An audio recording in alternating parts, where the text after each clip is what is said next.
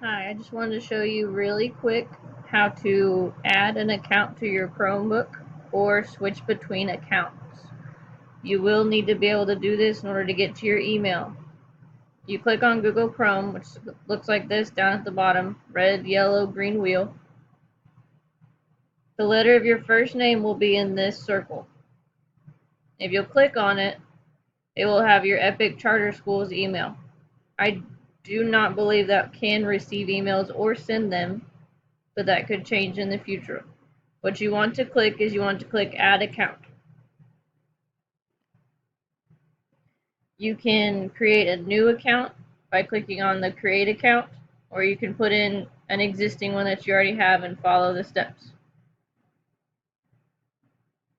And what it'll do is the screen will kind of wide out a little, and it will change to a different, see that has a C with a circle in it. And then I can click Gmail and it will open up my personal Gmail. This is necessary for 3rd through 12th graders because I will be conducting some online meetings with you. I have to be able to send a link to their Chromebook email so that we can get online together. If you have questions about this, please don't hesitate to call me or Beasley Tech. Thanks.